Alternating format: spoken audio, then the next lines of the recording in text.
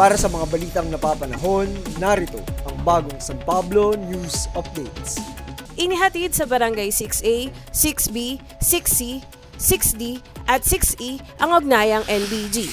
Nasa barangay ang gobyerno na programa ni Mayor Najee B. Gapangada Jr. katuwang ang mga departamento ng pamahalang lokal ng San Pablo City na may layuning ihatid sa mga barangay ang mga serbisyo gaya ng serbisyong medikal at pangkalusugan, serbisyong legal at dokumentaryo, serbisyong pangkaligtasan at pangkapaligiran, serbisyong pang-livelihood at panlipunan, serbisyong pang-edukasyon at kabataan, serbisyong pampamayanan at iba pang serbisyo.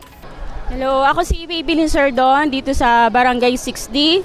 Bali, natutuwa kami at nagkaroon ng libreng konsultasyon dito sa aming barangay.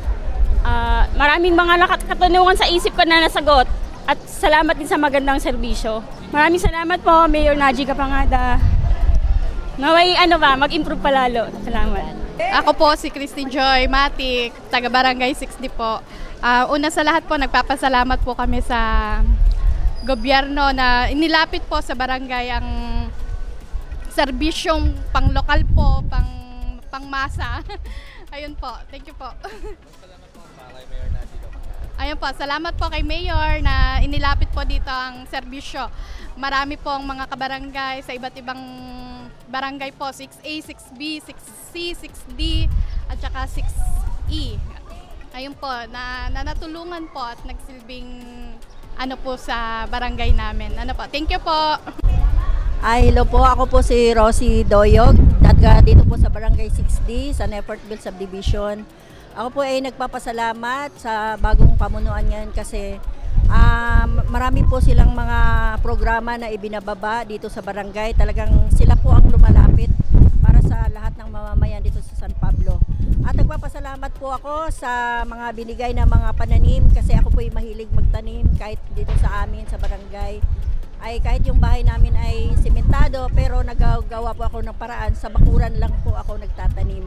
Pero nakakatulong naman po para sa yung kikita, hindi naman yung pananim na ang aking marami po nakinabang kahit yung aming mga kapitbahay. Kaya salamat po kay Mayor Najee na nagbibigay ng programang ito kasi hindi na po kami maghahanap pa ng ibang paraan kung saan po kami makakalapit at sila na po mismo sa barangay lumalapit. Thank you po.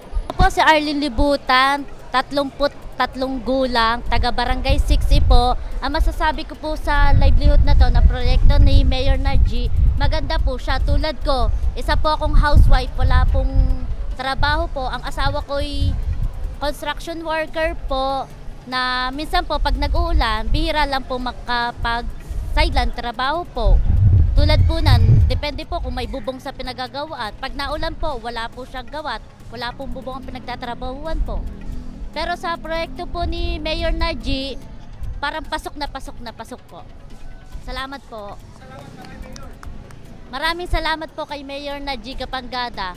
Solid. Anicia, Austria. Saan po kayo?